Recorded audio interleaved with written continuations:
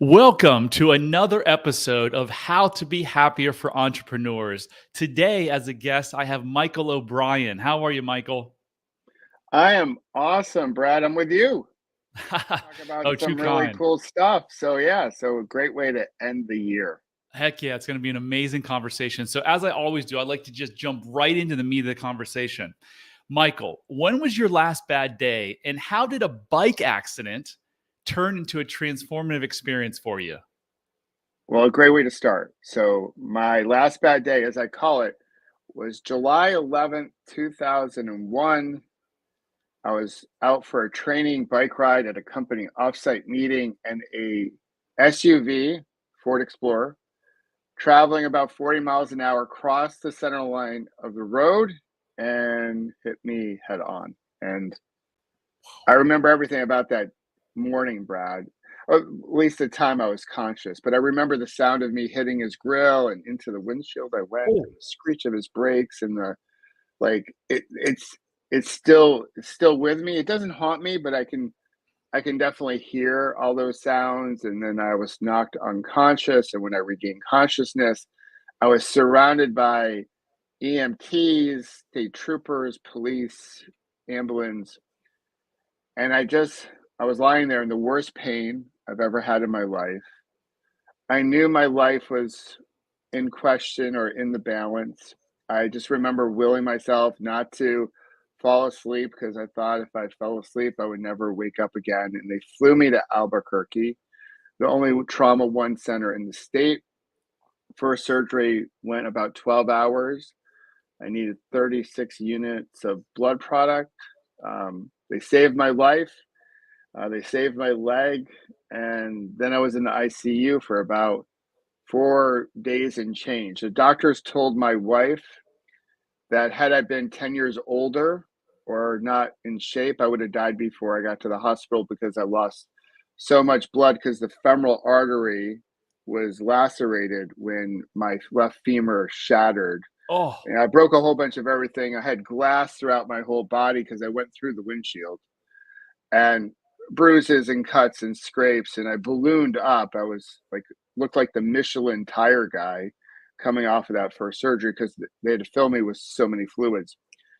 And when I came out of the ICU, I learned about my accident. The driver had a revoked license, and I thought this should not have happened. Like, I was arguing with reality.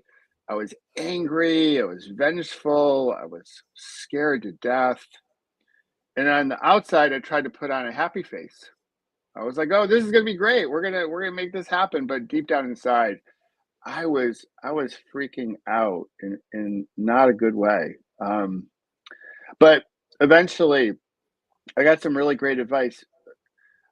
Guy I was talking to, a mentor, said, "Hey, listen, everything in your life is neutral until you label it. So all the events, Michael, you can give it some space before you choose your label. And you're labeling yourself as a victim right now, but I'm going to offer you up different labels." And I thought about that. And at first, Brad, I was like, what is he talking about? It's like some Yoda Jedi trick. But sat with it, and how true is that? We label things so quickly in our lives. So I was like, I looked back on that accident day and I was like, you know what? That's going to be my last bad day, because the way I look at it, it's not about unicorns and rainbows. It's about knowing that when I have people in my life who I love and love me back, how can I label a full day a bad one? So I've had bad moments and angry moments and sad moments since, but my days are a collection of moments. And so when I get to the end of the day, I'm not going to label it as a bad day because I still have people in my life that I love who love me back. So the day is complex, it's complicated, it's a bunch of a lot, but not a bad one, because the people in my life I can partner with, they got my back and I got theirs, and we can turn that into a better tomorrow. so was the driver drinking or were the drugs involved? Do you have any idea what led him to swerve across the center line to hit you? Oh, God, that's a $64,000 question, or with inflation, maybe it's a $250,000 question now. So who knows? He said at the time there was a coyote in the road. But I will just say this, as a suburban kid on the East Coast, if there was a coyote out there, I would have seen it and I would have hightailed myself back into the hotel because I was doing this 2-mile loop on the hotel property. I don't think there was any coyote. What I think was happening was that he was speeding to work and he cut the apex of the turn and he wasn't expecting a cyclist to be right there. Oh my gosh. So now they didn't do any type of breathalyzer test. He had 5 DUIs on his record. Oh That's my why his gosh. driver's license was revoked. So he should not have been driving that day. But the police didn't do any type of testing. They didn't think it was necessary based on how he was behaving. I just think he was speeding on the way to work. And here's the funny thing, if you can laugh at it. I can laugh at it now. He was probably going to work to set up for our meeting because we were there in New Mexico in the middle of July and it was a new hotel and we were the only like company that was there. And so he was probably running late to work and he needed to set up for our meeting, whether it's, food and beverage or the meeting space or whatever. And so he's rushing to work like so many people do, like I've done in the past, and he wasn't expecting a cyclist to be there, and he hit me. Now, I will say I was on the far right-hand side of the road, so I was exactly where a cyclist should be.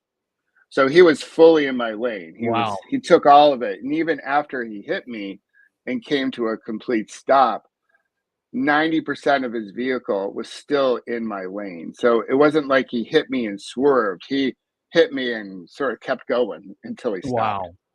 So Yeah. I love the advice you got about everything in your life is neutral until you label it. I say it differently, but it's pretty much the same thing because I haven't had a bad day in a couple of years, and I don't expect to ever have a bad day again as long as I live. Because what is really bad, we label it as bad. I've had so many things, including my divorces, which I thought were bad at the time, that turned out to be complete blessings. So if you miss, the opportunity to go on a date tonight or play golf or go to this concert because your car's broken down, well, how do you know that had you gone, something catastrophic might have happened? You'll never know that. So is everything in life just happening for us? That's what I believe. And when you believe that, you can choose to never live a bad day again, never have a bad day again. So absolutely love it. Everything's neutral until you label it. I did a Facebook post coming back from the gym like literally 20 minutes ago that said, "What if life was just one big lesson on how to love better?" Oh, wow, that's cool. I like that, man. And it kind of plays into what you're saying. Like if you have interactions with family and friends who you love and something quote bad happens, which again, I don't think anything bad really does happen to us in our life because I think it's all for us, then like you said, how can it be a bad day? Yeah, yeah. I that whole notion of did it happen to me or happen for me? Initially, my thinking back in those days was it happened to me. But through this awakening, if you will, this like, opening up my mindset through the accident, I realized it did happen for me. And I look at everything that's happening in my life. Well, how is this happening for me in this moment? And when I talk about having my last bad day, it's not to deny some strong emotions that we feel. Like sometimes we have loss, we're grieving, we're hurting, we have pain, and it's not meant to say, oh, you feel that and spin it right away. Because sometimes you just have to sit with grief. If you've lost a loved one, that takes some time.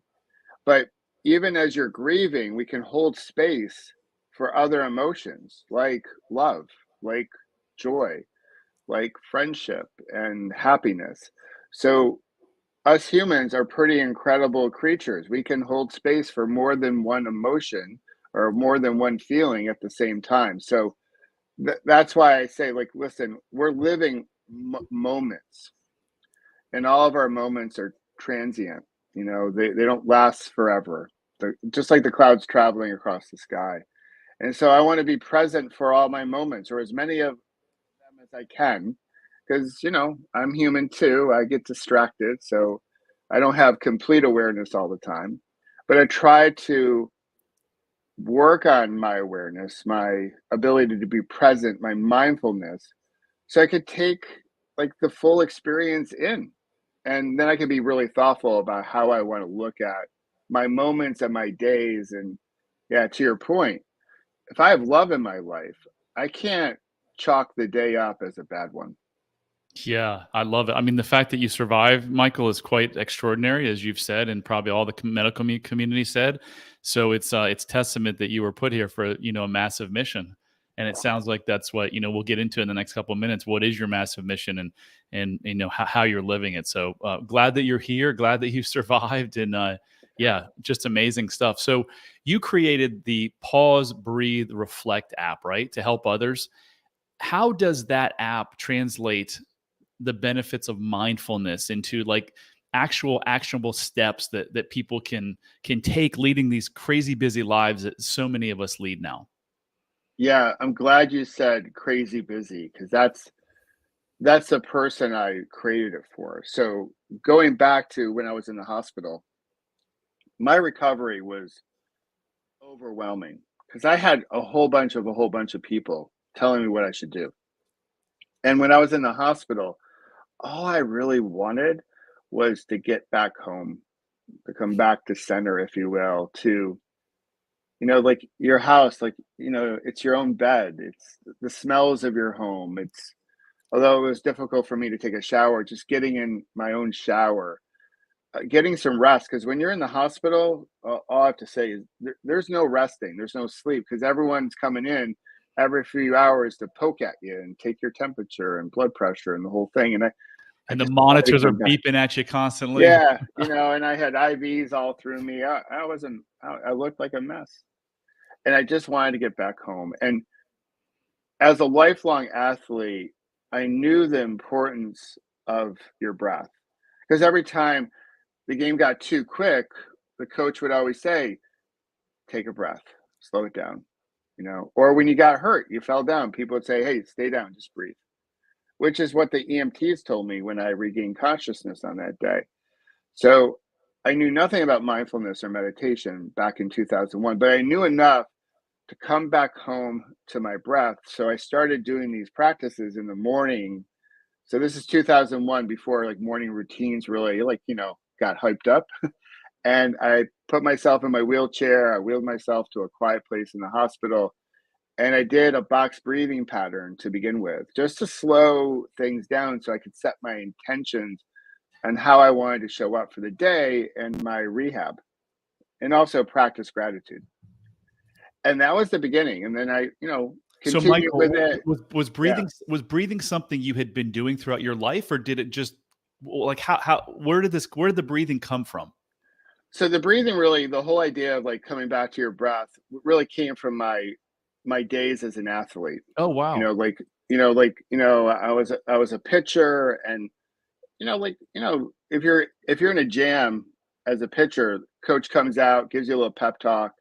And it is a moment to, like, hey, catch your breath, like, slow it down. It's going to be okay. You got this. Right.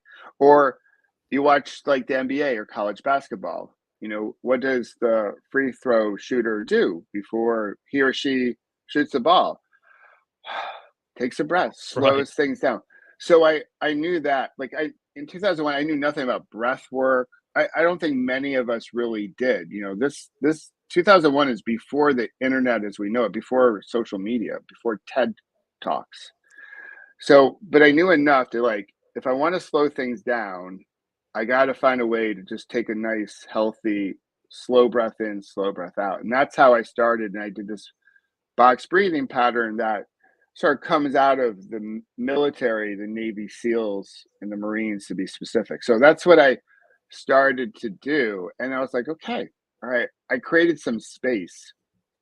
and you're going back to everything's neutral until you label it. So if you can create a little bit more space, you got a little bit more time to work on your labels. And so I did that. And eventually I got back home, and fast forward, eventually I got back on the bike again. And I took this practice, but I didn't tell anyone, Brad. I was doing it back into my corporate life to slow my corporate life down because things were really busy.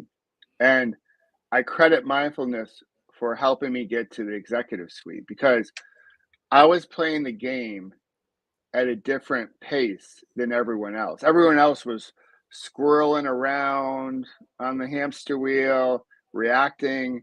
And I felt like my breath work and my meditation helped slow it down so I could respond versus react. And That's so, incredible.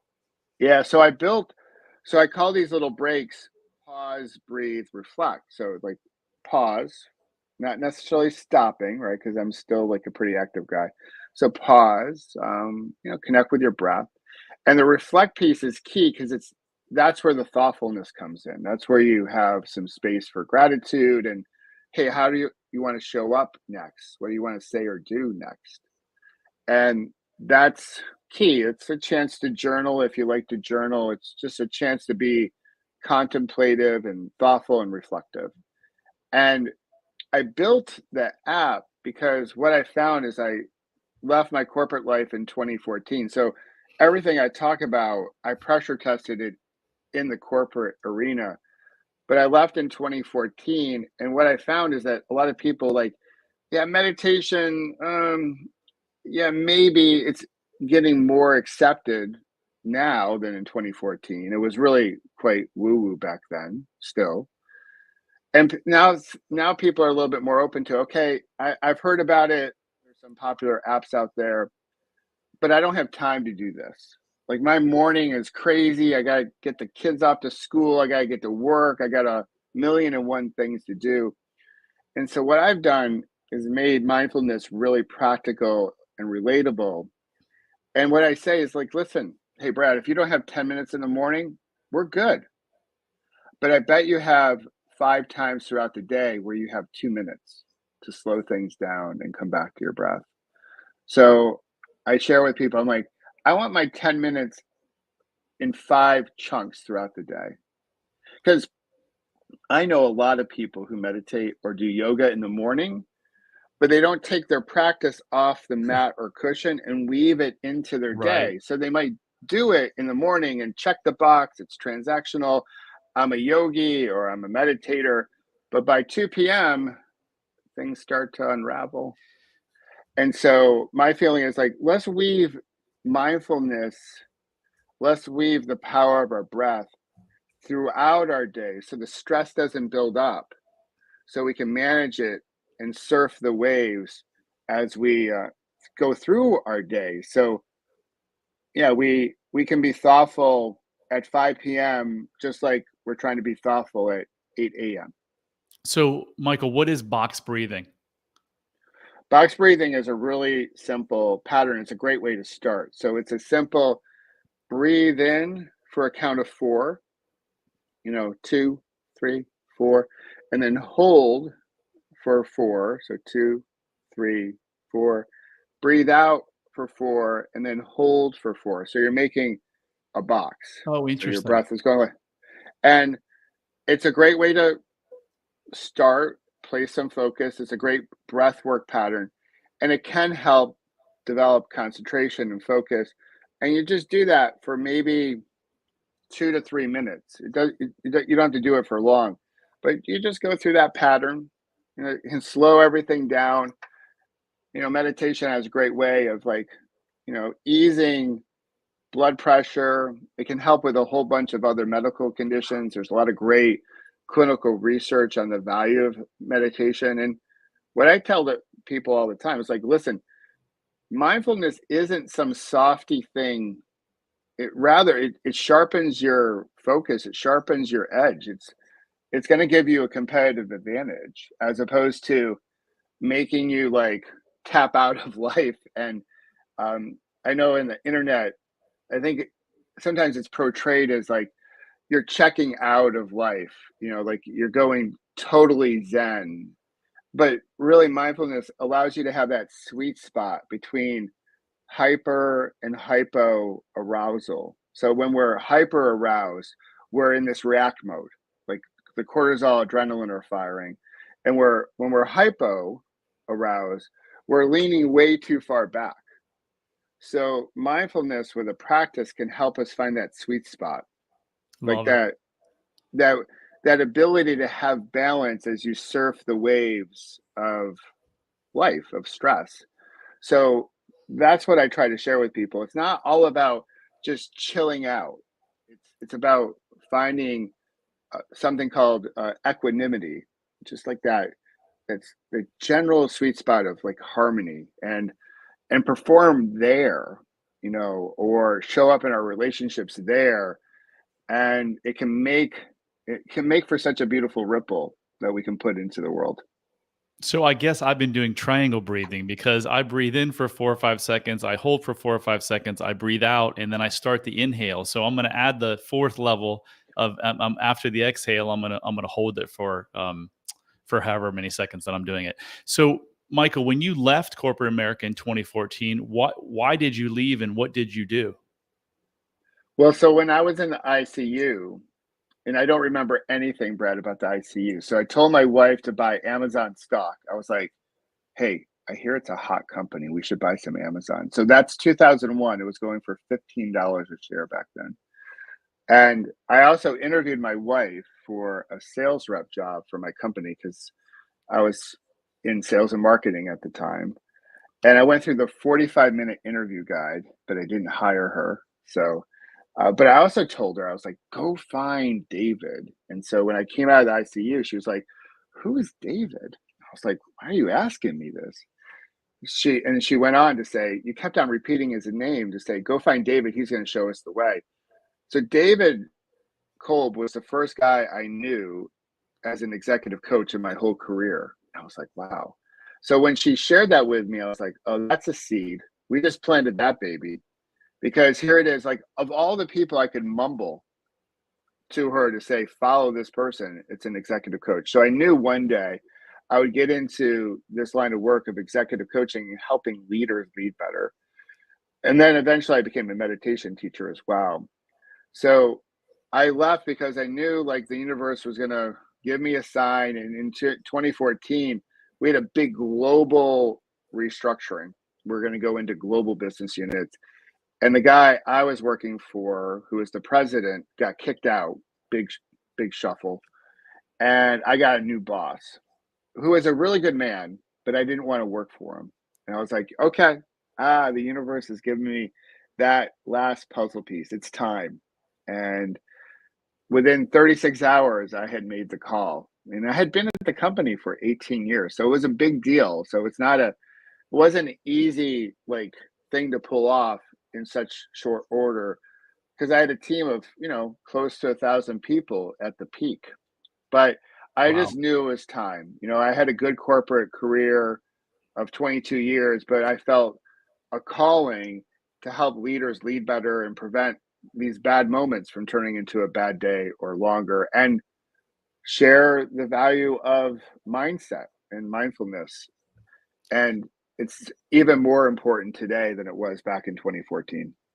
Amazing. So I created this tool called the Joy Regenerator, and ironically, your app, or at least the pause, breathe, reflect, is kind of like the first half of my tool. And Oh, cool. let me explain this, as it's pretty cool. You know this, but when you go into a negative emotion, you're stressed, you're feeling anxious, you're feeling angry, sad, whatever it is, you are in a fight or flight. When you're in a fight or flight, your brain is doing exactly what it should be doing. And it's going back to a time in the past where you felt something similar. So you're not living in the present. So your app and my Joy Regenerator, the first thing is pause, breathe, because as you breathe, now you're bringing yourself into the present moment. Your reflect is my label the emotion. So Oh, yeah. I'm feeling sad. You kick out the fight or flight, from the fight or flight, the amygdala part of your brain, because you're forcing your brain to think, what am I feeling? You go to the prefrontal cortex. So that's a brain hack.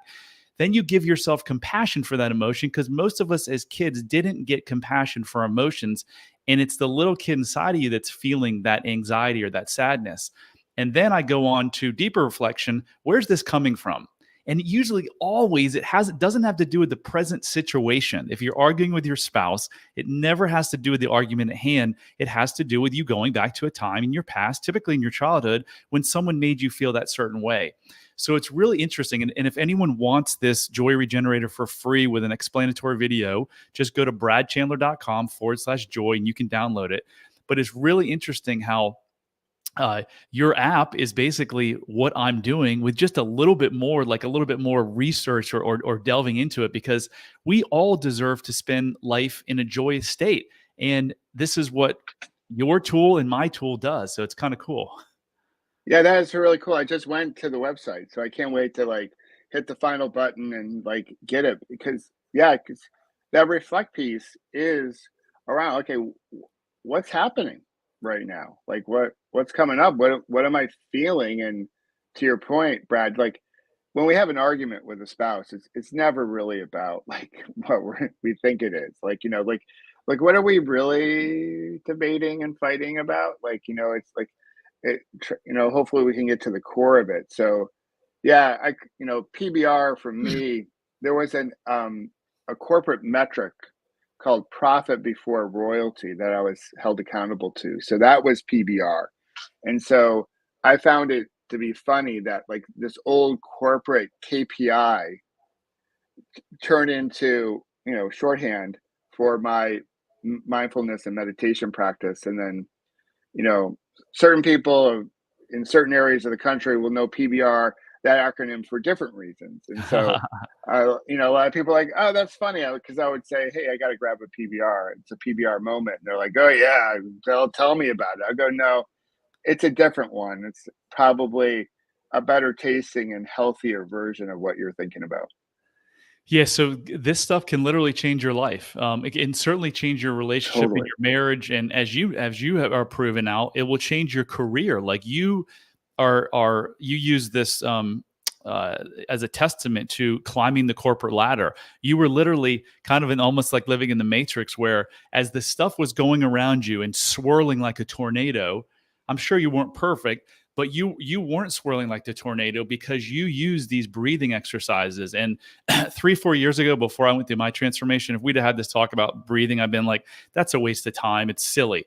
Now, after reading so many books and studying, it is such a huge part of, like you said, I mean, we could spend hours and hours going into the benefits of meditation and breathing, because they're absolutely limitless.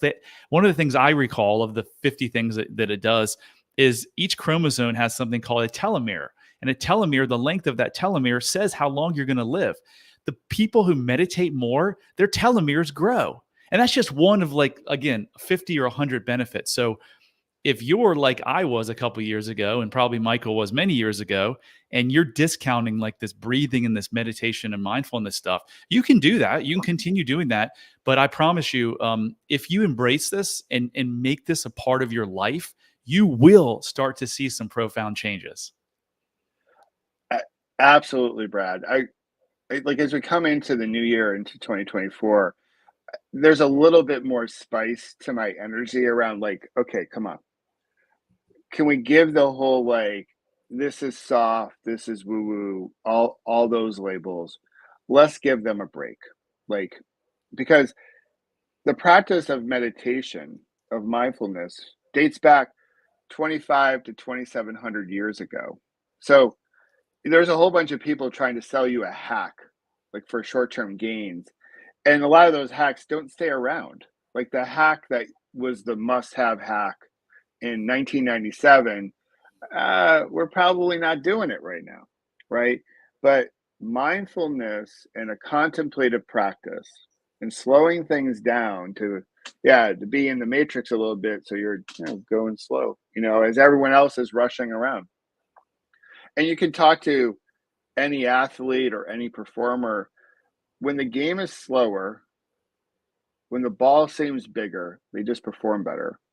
And so as we come into the new year, going back to what I just said, it's like I think it's time to give some of these like things arrest, because they're really just ways of putting up armor that prevents us from leaning into the practice, because we're like, well, I don't know. And I would say, hey, this year, like, try out mindfulness. Like, take 2 minutes and do a 2 minute practice. And if that's all you do, I'm a firm believer. If 8 billion of us took a minute or 2 minutes each day to pause, breathe, reflect, we would have a more peaceful, loving planet. I just, there's just no no other way for me to see it. It's like, if we all just slow down just a bit and we're a little bit more thoughtful, and we tapped into what we were feeling, so we could show up with more love and kindness and put a better ripple into the world, our relationships would be better, our careers would probably be better, our health would definitely be better. And I think Mother Nature would like us just a little bit more than she's probably digging us right now. Yeah. So Just one of the saying. So, Yeah, speaking of sports, one of the greatest athletes of all time, arguably maybe one of the best. It's always between Jack Nicklaus and Tiger Woods, but Tiger Woods, talk about being in a zone or being in flow, right? He was in flow and zone quite a bit. Well, come to find out after reading or watching his documentary, his father was friends with a hypnotist that taught Tiger Woods how to self-hypnotize himself. So when he was in those zones, he was in a hypnotized state. Hypnosis is no more than meditation and breathing.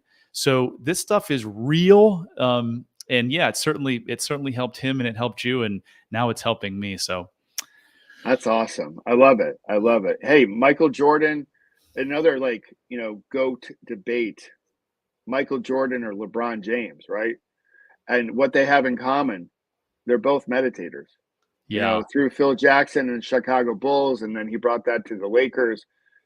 You know, the thing is, like, this, I will say this: meditation may not be for everyone, because nothing is for everyone, but it's certainly for more people than are currently practicing mindfulness. And, my approach to it, it comes from, like, real world. It comes out of the executive suite. It's relatable. It's practical. It meets you where you're at from a time perspective. And so I understand the pressure of today's entrepreneur and corporate executive and corporate worker. And I really want people to be able to slow down to make really good decisions for their company, for their business, because their work will have a profound impact on the quality of life that we all feel. And so I view mindfulness as a way to do that, to make the planet a bit better, and as we make our lives better. yeah. So if you live in a triggered state, and you want meditation to work, one of the ways it will help even more is if you go and figure out what is that programming from your childhood. And if you're like, well, Yes. maybe I don't have any programming from it, because if your mind is racing all the time because of your childhood programming, meditation is going to be really tough. So if you're like, yeah, I don't, I mean, my childhood was great. 9.5 out of 10 of my clients start by saying my childhood was great. And I say to myself, it couldn't have been, or you wouldn't be here talking to me as a happiness coach. So if you're one of those people that are like, I wonder if I have childhood programming that's holding me back or keeping me from having an amazing relationship, or drinking, causing me to drink or eat or smoke too much weed, go take my 3-minute 12-question quiz at bradchandler.com/quiz. And if you can figure out what that childhood programming was, it's going to be a lot easier to meditate and find this peaceful state.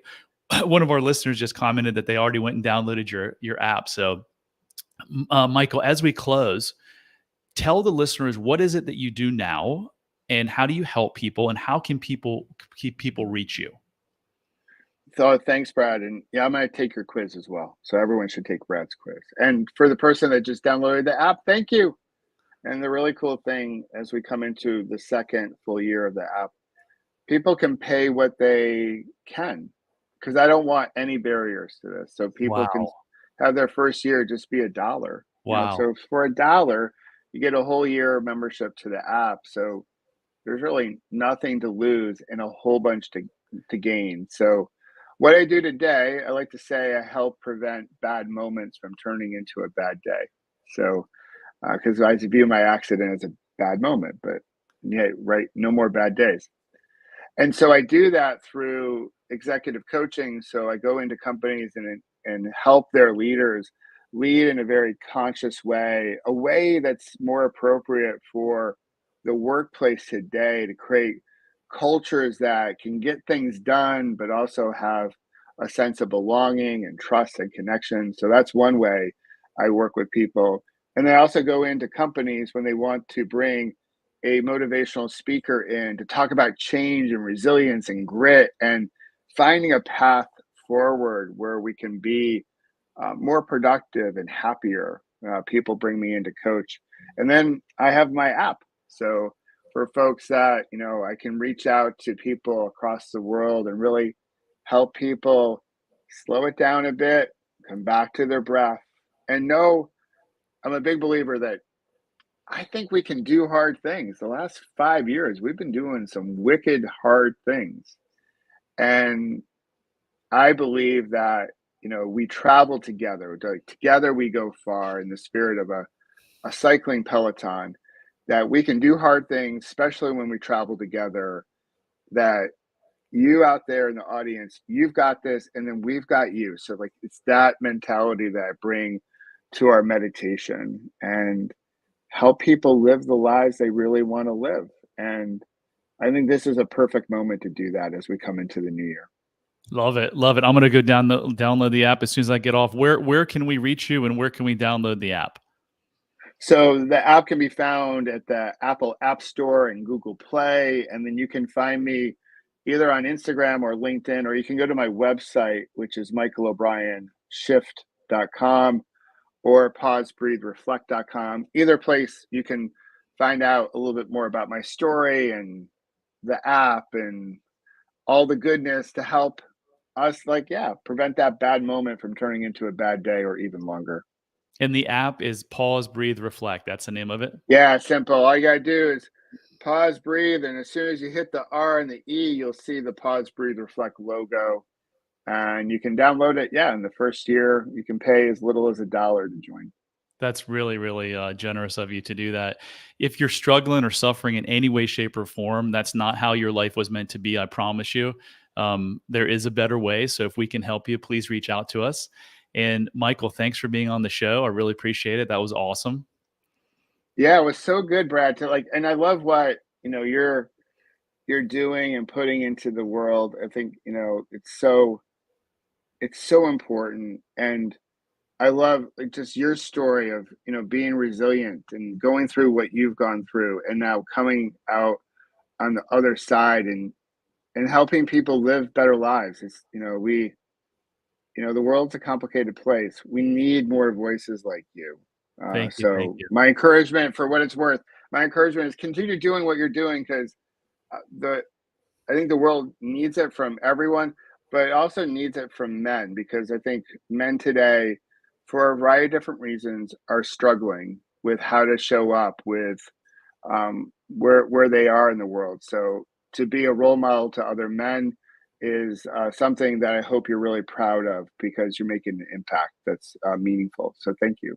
Thank you so much. And if you've enjoyed this show, please like it, subscribe to it, rate it, and review it so that we can help spread this message and make this world a happier place. So until next time, that concludes another episode of How to Be Happier for Entrepreneurs. And remember, love does heal all.